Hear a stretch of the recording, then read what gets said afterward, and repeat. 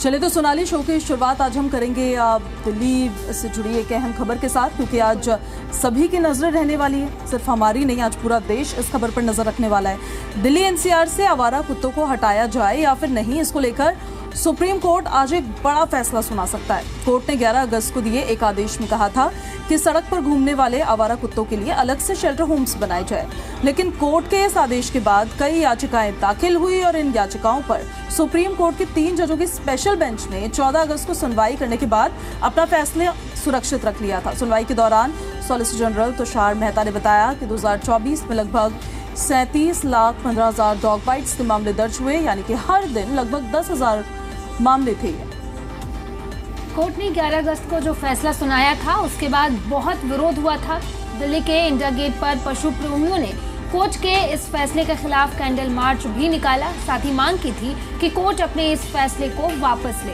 तो पूजा, क्या लगता है कि आज क्या फैसला आने वाला है और क्या आप भी डॉग लवर हैं, आप भी इस फैसले के खिलाफ रहेंगे अगर कुत्तों के खिलाफ फैसला आता है तो? देखिए, मैं डॉग लवर तो नहीं हूँ सोनाली, लेकिन मुझे डर बहुत लगता है डॉग से। और लेकिन देखिए, जो फैसला सुप्रीम कोर्ट की तरफ से लिया गया वो फैसला इसलिए नहीं है कि उन डॉग्स पर अत्याचार हो या उनको यातनाएं दी जाए। वो फैसला इसलिए है कि डॉग बाइट के जो केसेस सामने आ रहे हैं, रेबीज के जो मामले, जो आंकड़ा हमने अभी अपने दर्शकों को बताया है, वो लगातार बढ़ता हुआ नजर आ रहा है, तो उसमें लगाम लगाई जा सके। वो अब एनिमल लवर्स का कहना ये है कि इससे जो स्ट्रे डॉग्स हैं उनको दिक्कत होगी। वो जब उनको शेल्टर्स में रखा जाएगा तो उनको वहाँ यातनाएं दी जाएंगी, उनको प्रॉपर व्यवस्थाएं नहीं मिलेंगी। लेकिन आप सोचिए कि जब वो सड़क पर है तब कौन सी सुविधा या व्यवस्था उनको मिल रही है। हर गली में एक एनिमल लवर या डॉग लवर नहीं हो सकता है। Even though I am animal lover, but still ये फैसला जो सुप्रीम कोर्ट की तरफ से लिया गया है वो फैसला मेरे हिसाब से तो ठीक है, जो मुझे लगता है। ये मेरा ओपिनियन है, सबका इस पे अलग अलग ओपिनियन हो सकता है। आपको क्या लगता है? जी, मुझे ऐसा लगता है कि डॉग बाइट्स के केसेस आपने बताए इतने, मतलब प्रतिदिन 10,000, मतलब ये बहुत ही आंकड़ा जो है बहुत ही डराने वाले आंकड़े हैं। तो मुझे लगता है कि जो सरकार फैसला सुनाएगी, अगर सरकार ये कहती है कि कुत्तों को शेल्टर होम में रखना चाहिए, तो कहीं ना कहीं ये भी सही है, उनको भी घर मिल जाएगा, खाना भी मिल जाएगा उनको। बट यहाँ पर एक चीज़ ये है कि सरकार इतने शेल्टर होम कब कैसे बनाएगी और कब तक बनाएगी, सबसे बड़ा सवाल तो यहाँ पे ये है। अब देखिए, उसको लेकर कहा भी गया है ना कि अस्थायी शेल्टर होम्स बनाए जाए अभी, और इसको लेकर जिम्मेदारी भी दी गई सुप्रीम कोर्ट की तरफ से। खुद उन्होंने स्वतः संज्ञान लिया था इस पूरे मामले में। कोर्ट में देखिए, लोगों की जो याचिकाएं बढ़ी है उसको देखते हुए सुप्रीम कोर्ट ने इस मामले में फिर से सुनवाई की और 3 जजों की एक नई बेंच का इसमें गठन किया गया था, जिन्होंने सुनवाई की और फैसला सुरक्षित रखा गया। अब ये उम्मीद की जा रही है कि आज एक बड़ा फैसला कोई आ सकता है। इसमें दो तरीके के पक्ष जो हैं वो सामने आ रहे हैं। पहला पक्ष ये है जो सुप्रीम कोर्ट का भी पक्ष है, और जो सरकार को भी उन्होंने आदेश दिया तो उनकी तरफ से भी कार्रवाई की गई। एमसीडी की तरफ से आपने देखा होगा, दिल्ली में रेड फोर्ट के एरिया से 700 कुत्ते ऐसे थे जिनको उठाया गया और शेल्टर होम्स में उनको डाला गया। तो एक पक्ष तो है जो कोर्ट का पक्ष है, जो उन्होंने आदेश दिया है। दूसरा पक्ष ये है जो एनिमल लवर, जो अपने आप को कहते हैं कि हम डॉग लवर है और हम देख नहीं सकते कि उनके साथ इतनी दिक्कत वहाँ पे हो, इतनी परेशानी। हालांकि कोर्ट की तरफ से सुनवाई के दौरान भी कहा गया कि शेल्टर होम्स में डॉग्स को रखने का मतलब ये बिल्कुल भी नहीं है कि उनके पास उनके ऊपर कोई अत्याचार किया जाए, इसको लेकर कोई लाइसेंस दिया जा रहा है। वो इसलिए है ताकि वो मॉनिटरिंग में रहे, और वो ठीक भी है एक तरीके से। शेल्टर होम्स में होंगे तो मॉनिटरिंग भी होगी, 3 वक्त का उनको भी खाना मिल जाएगा। जब वो सड़कों पर होते हैं तो 3 वक्त का खाना क्या उनको मिल पा रहा है? कौन इसकी जिम्मेदारी ले रहा है? क्या हर गली में डॉग्स हर गली में होते हैं, लेकिन क्या हर गली में कोई ऐसा है जो उनको खाना खिला रहा है जाकर? तो इस वजह से भी ये फैसला बहुत ज़्यादा महत्वपूर्ण हो जाता है। अब जो विपक्ष में थे, जिसका दूसरा पक्ष है जिसका मैं जिक्र कर रही थी, उनका कहना ये है कि शेल्टर होम्स में उतनी सुविधाएं है ही नहीं। पहली बात तो इतने शेल्टर होम्स है ही नहीं। अब इतने शेल्टर होम्स नहीं है, कैनल्स नहीं है, तो डॉग्स को रखेंगे कहाँ पे? फिर दिक्कत हो जाएगी। तो उनका कहना ये है कि आप पहले तो शेल्टर होम्स बनाइए, आप पहले व्यवस्था तो करिए। कम से कम वो जो डॉग लवर्स है, जो एनिमल लवर्स है, उनको कॉन्फिडेंस में तो लीजिए, नहीं तो ऐसी पिटीशंस फाइल होती रहेंगी। तो पूजा, मुझे क्या लगता है कि पहले तो प्रोटेस्ट वो लोग कर रहे हैं जिनके घर में खुद वो स्ट्रीट के कुत्ते नहीं रखते हैं, खरीद के रखते हैं, अलग ब्रीड के कुत्ते रखते हैं। वो लोग सड़कों पे उतर के इसके लिए प्रोटेस्ट करें, पहली बात। और दूसरी बात, ये आपने बिल्कुल सही कहा, उनको खाना नहीं मिलता। वो अगर किसी ने खिला दिया तो खा लेते हैं, अगर नहीं खिलाया तो वो ऐसे ही रह जाते हैं। और देखभाल, अगर उनकी तबीयत खराब होती है या कुछ होता है तो उनके लिए कोई नहीं जाता। कई सारे डॉग्स ऐसे हैं, या कई सारे जब बच्चे पपी जब पैदा होते हैं तो वो सड़क पे ही मर जाते हैं, गाड़ी वाले आके उनको रौंद जाते हैं। तो कहीं ना इन सारी चीज़ों से डॉग्स को ये सुविधाएं मिलेगी, खाने को मिलेगा, प्लस वो जो उनका जो ऐसे ही एक्सीडेंट की वजह से डेथ हो गई या फिर बाकी चीज़ें हो गई तो उनसे उनको बचाया जा सकता है। और लेकिन फिर भी मैं यही कहूँगी कि शेल्टर होम, जो सबसे बड़ा यहाँ पे सवाल है कि शेल्टर होम सरकार कब तक उनको प्रोवाइड करवाएगी, और क्या हमारे पास इतने शेल्टर होम अभी है? अगर सरकार अभी फैसला सुना देती है तो अभी के लिए तो मुझे नहीं लगता कि सरकार के पास इतने शेल्टर होम्स हैं।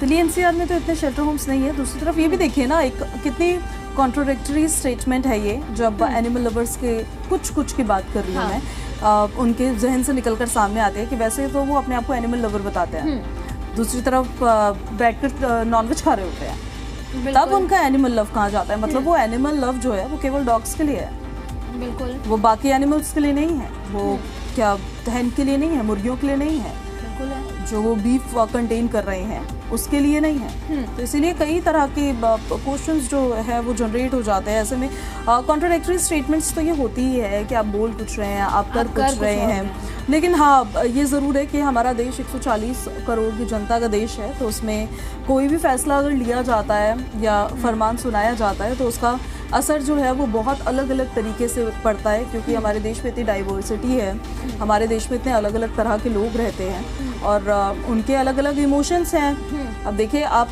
जिनका जिक्र आपने किया कि जिनके पेट्स होते हैं, जो अपने घर पर रखते हैं उन पेट्स को, वो मॉनिटर कर रहे हैं उन्हें, वो किसी के देख रेख में है, वो इसीलिए आपके पेट हैं। लेकिन ये फैसला उन पेट्स के लिए नहीं है, ये फैसला उन स्ट्रीट डॉग्स के लिए जो सड़कों पर है, वो देखिए वहाँ पन्नी खा रहे हैं, इस तरह के प्लास्टिक का सेवन कर रहे हैं, इससे इन्हीं को तो नुकसान है। इनकी वजह से जितने एक्सीडेंट्स हो रहे हैं, उससे जो वाहन चला रहे हैं, जो टू व्हीलर वाहन चालक होते हैं, कई बार ऐसा देखा गया है कि जो डॉग्स होते हैं वो पीछे पीछे भागने लग जाते हैं, इसकी वजह से कितने एक्सीडेंट्स हो जाते हैं, कितना डॉग बाइट के केसेस। तो इसमें कसूर क्या है उनका? कुछ कसूर नहीं है। वो डॉग्स की देखिए साइकोलॉजी अपनी हो सकती है कि वो इसके पीछे क्या करते हैं या क्यों करते हैं, लेकिन उसका खामियाजा कोई आम इंसान की भुगते हैं। और कई बार तो पूजा ऐसा भी देखा जाता है कि छोटे छोटे बच्चे वो खेलने निकलते हैं, वो दौड़ रहे हैं, उनके पीछे कुत्ते दौड़ रहे हैं और फिर बाइट कर लेते हैं, उनकी डेथ भी हो जाती है। कई मामले तो ऐसे भी सामने आ रहे हैं आजकल। तो कहीं ना कहीं सुप्रीम कोर्ट का फैसला, मुझे ऐसा लगता है कि अगर उनके कुत्ते को अगर बोलते हैं शेल्टर होम में भेजना है तो कहीं ना कहीं सही है, बस सरकार उनके लिए शेल्टर होम बना दे। क्यों पूजा? शेल्टर होम्स पहले बना दें और उसके बाद फिर एक्शन लिया जाए, तो उससे कॉन्फिडेंस में भी लिया जा सकता है जो एनिमल लवर्स हैं उनको। लेकिन आप पहले ही उठाना शुरू कर देंगे और आपके पास शेल्टर होम्स, क्योंकि अस्थाई चीज़ अस्थाई होती है, अस्थाई में आपको हर सुविधा नहीं मिलेगी, अस्थाई में हर व्यवस्था नहीं मिलेगी, वो तो टेम्पररी हुई ना। टेम्पररी चीज़ें कैसी होती हैं? जो काम चलाओ जिनको कहा जाता है, तो वो थोड़ा मुझे लगता है कि कॉन्फिडेंस में लेने की ज़रूरत है। कोई डॉग के साथ आपका ऐसा कोई एक्सपीरियंस रहा है कभी, ये स्ट्रीट डॉग्स के साथ, अच्छा बुरा एनीथिंग? मेरा तो नहीं रहा है, बट हाँ मेरा भाई मुझसे छोटा है, तो एक बार वो ऐसे ही वॉक कर रहा था कॉलोनी के बाहर और 2-4 कुत्ता है और एकदम से उसके ऊपर टूट पड़े और वो ऐसे चिल्ला के भागा अंदर कि वो बिल्कुल डर गया। और उसके बाद से लेकर के आज तक मेरा भाई कुत्तों से डरता है और उनसे दूर ही रह के चलता है। लाइफ टाइम फियर बन जाता है वो। बिल्कुल। और उस वक्त वो बहुत ही छोटा था, तो वही मैंने आपको बताया कि आजकल छोटे छोटे बच्चों के साथ ऐसे केसेस हो रहे हैं। वो खेल रहे होते हैं और उनके पीछे 4 कुत्ते दौड़ जाते हैं, फिर उनको बाइट करते हैं और कई मामले ऐसे हैं जिनमें उनकी डेथ भी हो जाती है। बिल्कुल ठीक कह रहे हैं आप। तो देखिए, अब सुप्रीम कोर्ट आज इस पर फैसला सुनाएगा और उसका इंतज़ार हम सभी को है। अभी फ़िलहाल वक्त तो निर्धारित नहीं हुआ है कि आपका जो फर्स्ट हाफ होगा या सेकंड हाफ होगा किसमें ये फैसला आ सकता है, लेकिन हमारी नज़रें लगातार बनी रहेगी इस पूरे मैटर पर और कोर्ट की तरफ से जो भी फैसला सुनाया जाता है।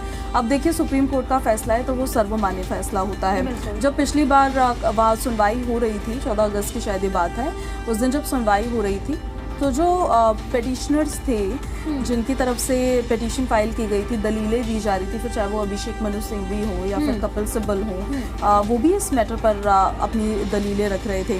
तो काफ़ी बहस भी हुई थी, कोर्ट की तरफ से टिप्पणी भी की गई थी और जो अब ये एनिमल लवर्स का पक्ष है वो भी कोर्ट के सामने जा चुका है। हालांकि कोर्ट की तरफ से ये पूछा गया था कि क्या इस तरह का फैसला लेने से पहले जो एनिमल लवर्स होते हैं या कोई होता है उनसे कोई सलाह ली गई है, कुछ बात की गई है, तो उन्होंने साफ तौर पर उसको लेकर मना कर दिया था। लेकिन अब देखिए देखना होगा कि क्या कुछ रहता है, आज सुप्रीम कोर्ट क्या फैसला सुनाती है, तो इस पर भी हम नज़र अपनी लगातार बना के रखेंगे। आगे बढ़ते हैं अब हम, और राजधानी दिल्ली में एक बार फिर से स्कूलों को बम से उड़ाने की धमकी दी गई है। सोनाली, इससे जुड़ी जानकारी जरा दर्शकों को बताएं। बिल्कुल, सूचना मिलते ही दिल्ली पुलिस, बम स्क्वाड और फायर ब्रिगेड की टीम जांच में जुटी। एहतियात के तौर पर स्कूल की बिल्डिंग को फिलहाल खाली करा लिया गया और लगातार ये चौथा दिन है पूजा जब ऐसी खबरें आ रही हैं और ऐसी धमकियां स्कूलों को मिल रही हैं। तो किस तरीके से इन धमकियों को आप देखते हैं, क्योंकि पिछले दिन भी देखा गया और लगातार पिछले 4 दिनों से ऐसे ही मामले सामने आ रहे हैं। स्कूल वालों को परेशानी होती है, अभिभावकों को परेशानी होती है और अभिभावकों की चिंता भी होती है कि क्या हमारे बच्चे स्कूल में सेफ हैं। बिल्कुल, अब क्वेश्चन तो ये खड़ा कर ही देता है, और ये केवल 4 दिन की बात नहीं है, ये पिछले काफ़ी वक्त से हम देख रहे हैं कि स्कूल को बम से उड़ाने की धमकी दी जाती है और उसके बाद वहाँ जांच होती है तो कुछ भी परिसर में मिलता नहीं है। लेकिन इसका असर क्या होता है? असर इसका ये होता है कि सभी स्टूडेंट्स को घर भेज दिया जाता है। अल्टीमेटली तो उनकी पढ़ाई कॉम्प्रोमाइज़ हो रही है इसमें। और अभी कुछ दिनों पहले मैंने एक भी खबर पढ़ी थी कि बम से स्कूल को उड़ाने की धमकी तो दी गई थी, लेकिन पहली बार ऐसा हुआ था कि ये बॉम्ब थ्रेट के साथ साथ क्रिप्टो करेंसी में पैसों की भी मांग की गई थी। लगभग कुछ 4 लाख रुपए ऐसे अमाउंट था जिसकी मांग की गई थी, डॉलर्स में इसकी मांग की गई थी। और इससे जुड़ी जानकारी भी हमने अपने दर्शकों को दिखाई थी। तो ऐसे में देखिए, ये थ्रेड्स जब बार बार दिए जाते हैं ना, और ये फेक थ्रेड्स निकलते हैं, इसको गंभीरता से लेना इसलिए ज़रूरी हो जाता है कि कभी गलती से भी कोई थ्रेड फेक ना हुआ तो उसका खामियाजा कितना ज़्यादा बड़ा हो सकता है। देखते ही देखते स्कूल एडमिनिस्ट्रेशन पुलिस को देखिए, जैसे ही बॉम्ब थ्रेट मिलता है उसकी जानकारी दे देते हैं, तो सूचना मिलते ही पुलिस, फायर ब्रिगेड की गाड़ियां तत्काल वहां पर पहुंच जाती है।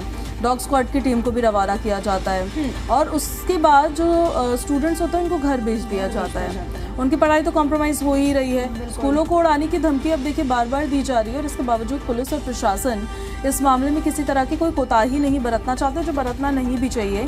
लेकिन इस तरह के थ्रेट्स, अब इससे पहले हमने एक बार देखा कि एक स्टूडेंट था जिसने मेल किया इसलिए किया कि उसको स्कूल जाने का मन नहीं था, लेकिन वो तो एक बार हुआ है, केवल एक ही ऐसा स्टूडेंट आप पकड़ पाए हैं।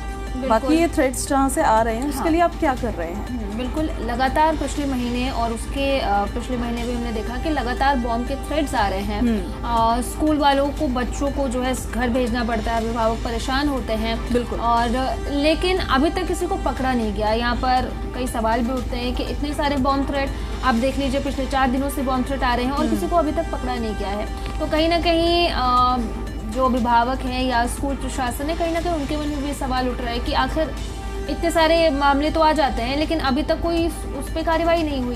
पुलिस कहती है हम बात कर रहे हैं, हम काम कर रहे हैं, लेकिन अगर ऐसा होता तो कोई ना कोई पकड़ा जाता। अभी तक ऐसी कोई खबर नहीं है कि कोई पकड़ा गया या फिर कुछ। जैसे कि आपने कहा कि एक स्कूल का बच्चा था, लेकिन वो सिर्फ एक स्कूल का बच्चा था, लेकिन बाकी सारे मामलों में क्या, उसका क्या जो मामले सामने आते हैं और उसका क्या जो आगे सामने आएंगे। और सोचे कि कभी एक्चुअली में ऐसा हो गया कि थ्रेट की जगह पे सच में स्कूल को उड़ा दिया गया, फिर क्या? सही बात है। इसी वजह से उसको लाइटली नहीं लिया जाता है, इसी वजह से स्कूल को खाली करवा दिया जाता है और सभी को भेज दिया जाता है, फिर चेकिंग होती है। वो तो राहत की बात है कि कुछ मिलता नहीं है उसके अंदर, लेकिन उसको रोकना तो होगा, थ्रेड्स को भी रोकना होगा। और इस तरह के देखिए, पता है क्या होता है, ये ना फिर आपके इंटेलिजेंस पे सवाल खड़े कर देता है कि आपको इतने इजीली कोई कैसे अपने इशारों पर नचा रहा है। वो चाह रहा है तो स्कूल में बच्चे पढ़ाई कर रहे हैं, वो नहीं चाह रहा है तो बच्चे वहाँ से जा रहे हैं। एजेंसियाँ वहाँ पहुँचकर जांच कर रही है।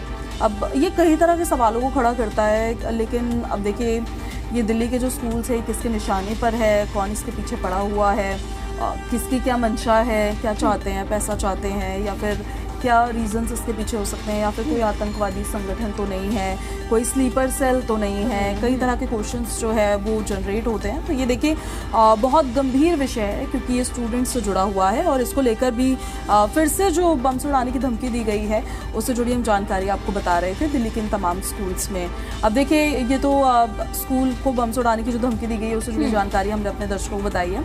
अब हम आपको बताते हैं कि आपका जो मौसम होगा आसपास का वो कैसा रहने वाला है आने वाले दिनों में और आज कैसा रहने वाला है। दिल्ली एनसीआर पिछले 3-4 दिनों से बारिश की रफ्तार यहाँ पर थम गई है। तेज़ धूप के साथ दिन की शुरुआत हो रही है और पूरे दिन उमस भरी गर्मी से लोगों का हाल बहुत ही ज़्यादा बुरा रहता है। सोनाली जी बिल्कुल, अगर 1 मिनट भी पंखा बंद हो जाए तो लोग पसीने से भीग जाते हैं।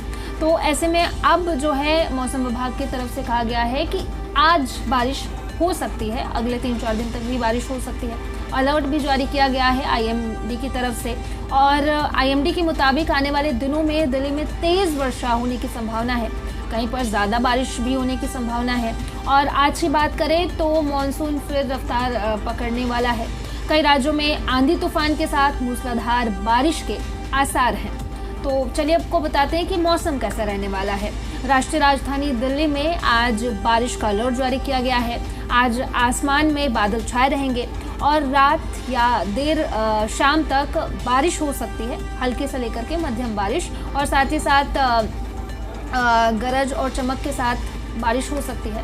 और बता दें कि अधिकतम तापमान 34 से 36 डिग्री सेल्सियस, वहीं न्यूनतम की बात करें तो 24 डिग्री से लेकर के 26 डिग्री सेल्सियस तक रहने की संभावना है। तो मानसून एक बार फिर से सक्रिय हुआ है। अगले 24 घंटे में दिल्ली सहित कई राज्यों में भारी बारिश की चेतावनी जारी की गई है। क्वालिटी इंडेक्स .in ये वेबसाइट है। ऐसी वेबसाइट पर तापमान भी आप देख सकते हैं जो 36.3 डिग्री सेल्सियस तक बढ़ने और बारिश की 86% की संभावना का अलग ही पूर्वानुमान दिखा रहे हैं। दिल्ली में 25 अगस्त तक लगातार बारिश की आशंका जताई जा रही है और इस दौरान तेज रफ्तार हवाएं भी चलेंगी। मानसून फिर से सक्रिय हुआ है। अगले 24 घंटे में दिल्ली सहित कई राज्यों में भारी बारिश की चेतावनी जारी की गई है। उसी से जुड़ी अपडेट दरअसल हम आप तक पहुंचा रहे हैं। ये बात आपने बिल्कुल ठीक कही सोनाली, पंखा बंद होता है और पसीने आने शुरू हो जाते हैं। ये गर्मी जो ह्यूमिडिटी वाली गर्मी होती है बारिश के दौरान, ये तो होती भी ऐसी चिपचिपी गर्मी है जो आपको परेशान करके रख देती है, जो आपको इरिटेट करके रख देती है। ऐसी गर्मी के बीच में क्या करेंगे आप? बिल्कुल सही कहा आपने। अब पिछले 3-4 दिनों से बारिश नहीं हो रही थी, तो मैं तो बिल्कुल प्रेफर कर रही थी कि मैं ऑफिस दफ्तर से बाहर ना जाऊं और घर में भी अपने रूम पे ही रहूं, और जब ज़रूरत पड़े, अगर मुझे ऑफिस के लिए आना है या कोई बहुत ही इम्पॉर्टेंट अगर काम है तो ही मैं बाहर निकलती हूँ। उसके अलावा मैं बिल्कुल बाहर नहीं निकलती हूँ। आप क्या करती हैं अगर इतनी गर्मी पड़े? फिर मैं भी यही करती हूँ, गर्मी में नहीं जाती हूँ, क्योंकि आप गर्मी में जाएंगे तो आपको काफ़ी प्रॉब्लम्स फेस करनी पड़ेगी। सबसे पहले तो गर्मी से आप डिहाइड्रेट हो जाते हैं, वो डिहाइड्रेशन आपको पूरे दिन भर परेशान करेगी। पानी खूब सारा पीना चाहिए। अब देखिए वो ड्राई गर्मी हो या फिर ह्यूमिडिटी वाली गर्मी हो, इस तरह की गर्मी का चाहे कोई भी टाइप हो, लेकिन आपको डिहाइड्रेशन बहुत हो जाती है इसमें, तो आपको पानी पीते रहना है।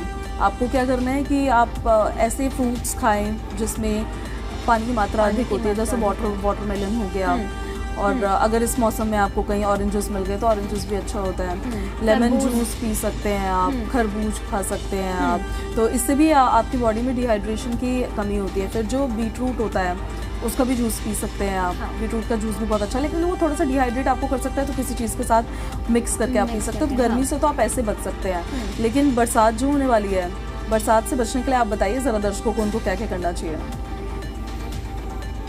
बिल्कुल सही कहा आपने। और कई बारी तो ऐसा देखने को मिलता है कि लोग डिहाइड्रेशन की वजह से उनकी बहुत ही ज़्यादा तबीयत ख़राब हो जाती है। अगर शरीर की बात करें तो घमौरी हो जाते हैं और लोगों को बहुत ही परेशानी का सामना करना पड़ता है।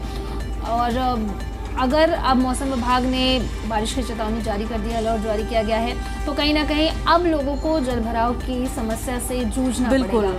बिल्कुल, बारिश ना हो तो दिक्कत, बारिश हो तो दिक्कत। चलिए, तो इसके बारे में भी और जानकारी हम आपको देंगे। इस बीच एक खबर हम बड़ी आपको बता देते हैं, मुख्यमंत्री रेखा गुप्ता से जुड़ी हुई। मुख्यमंत्री रेखा गुप्ता पर हमला हुआ था, ये खबर आपने ज़रूर देखी होगी, और जब से उन पर हमला हुआ है उसके बाद अब पहली बार ऐसा होगा जब सीएम नजर आने वाली है, दिल्ली की पब्लिक से एक बार फिर से मिलने वाली है। हमले के बाद जनता के बीच में मुख्यमंत्री पहुंचने वाली है। गांधीनगर मार्केट में सीएम रेखा दौरा करेंगे। जी बिल्कुल, अब उन पे हमला हुआ और हमले के बाद आज पहली बार वो काम पर निकलेंगी और लोगों से वो रूबरू होंगी, और साथ ही साथ जो हमला हुआ उसको वो दिखाएंगे कि भाई तुमने जो किया वो तो कायराना चीज़ था। अब मैं बाहर निकलूंगी और मैं अपना काम सही से करूंगी। तो देखिए, गांधीनगर मार्केट दरअसल 50 साल उसके पूरे हो रहे हैं जब से वो बना होगा, तो इसी उपलक्ष्य में आयोजन किया गया है, और इस कार्यक्रम को लेकर सुरक्षा के भी अब कड़े इंतजाम कर दिए गए हैं। और मुख्यमंत्री का अब जब से उन पर हमला हुआ उसके 2 दिन बाद बाहर आकर ये दिखाना कि किसी के कायराना हरकत से कोई फर्क नहीं पड़ता है, उससे किसी का मनोबल नहीं टूटने वाला है। हालांकि जो हमला हुआ था वो बहुत निंदनीय हमला था। वो मुख्यमंत्री हैं प्रदेश की, और जिस तरह से उन पर हमला हुआ, उनके सम्मान पर हमला हुआ, उनको डराने की कोशिश की गई। उनका किरदार ऐसा है, उनका नेचर ऐसा है कि जनता के साथ वो खुलकर बात करती हैं, और ऐसे में एक बैरियर यहाँ पर इस हमले ने थोड़ा सा क्रिएट कर दिया। अब ये तो देखिए, आज जनता के बीच में वो जाएंगी तो वो देखना होगा कि वो किरदार वैसे ही रहता है या फिर कुछ बदलाव देखने को मिलता है, लेकिन ऐसे बैरियर जरूर क्रिएट हो जाते हैं। क्योंकि न सिर्फ मुख्यमंत्री, उनकी तो सिक्योरिटी की बात है, बाकी के जो और नेता भी होते हैं, जब वो जनता के साथ सीधा संवाद करते हैं तो वो एक कनेक्शन बनाते हैं, वो एक ब्रिज बनाते हैं जनता के साथ। पर इस तरह से अगर सिक्योरिटी रीजंस बीच में आने लग जाएंगे तो वो उस ब्रिज में फिर दरार पड़ने लग जाती है। लेकिन देखिए, देखना बहुत दिलचस्प होगा, आज मुख्यमंत्री जो मुलाकात करेंगे जनता के साथ, तो वो किस तरह से डील करेंगे इस पूरे मैटर से। कुछ चेंजेस नजर आएंगे, नहीं आएंगे, हालांकि उनकी सिक्योरिटी बढ़ा दी गई है। बिल्कुल पूजा, उनकी सिक्योरिटी बढ़ा दी गई है, और उनकी सिक्योरिटी बढ़ानी भी चाहिए, क्योंकि इस तरह के अगर वारदात अगर सामने आते हैं तो ये बहुत ही निंदनीय है, जैसा कि आपने कहा। और साथ ही साथ अगर कोई सीएम खुद हर हफ्ते संवाद करती हैं लोगों से, जनता दरबार लगाती हैं, लोगों से बातचीत करती हैं, तो ये जनता के ही हित में है और उनकी ही समस्याएं सुनती हैं। तो कहीं ना कहीं इस घटना के बाद वो एक बैरियर तो आ ही चुका है। क्यों पूजा? बिल्कुल, और इस वजह से देखिए एक्शन भी लिया गया है। अब जो पुलिस कमिश्नर थे SBK सिंह, उनका तबादला कर दिया गया है, और जो DG थे तिहाड़ जेल के, अब उनको पुलिस कमिश्नर बनाया गया है, और आज सुबह 10 बजे से वो अपनी जिम्मेदारी भी संभालनी शुरू कर देंगे। ये एक्शन सच में एक बहुत बड़ा एक्शन है, क्योंकि ये एक्शन किसी सिपाही पर नहीं लिया गया, किसी हवलदार पर नहीं लिया गया, डायरेक्ट पुलिस कमिश्नर पर एक्शन लिया गया है। क्योंकि जो सूबे के मुखिया हैं, जो सूबे के सबसे महत्वपूर्ण व्यक्ति हैं, उन पर कोई व्यक्ति आकर अगर हमला करके चले जाता है तो ये सिक्योरिटी लैप्स होता है, ये सुरक्षा में एक बहुत बड़ी चूक होती है, और माना भी जाना चाहिए इसको चूक। और इसके बाद इससे सबक लेके आगे ध्यान भी रखना चाहिए इस चीज़ का कि आप प्रदेश के मुख्यमंत्री के लिए जो सिक्योरिटी व्यवस्था वहाँ पर कर रहे हैं वो पुख्ता रूप से हो। तो ये तो देखिए, मुख्यमंत्री रेखा गुप्ता आज गांधीनगर मार्केट पहुंचेंगी, तो वहाँ पर वो जनता के साथ संवाद भी करेंगे, उनसे बात भी करेंगे, तो उससे उस पर भी हमारी नज़र लगातार बनी रहेंगी। वो तस्वीरें भी हम आपको और दिखाएंगे। अब हम आगे बढ़ते हैं।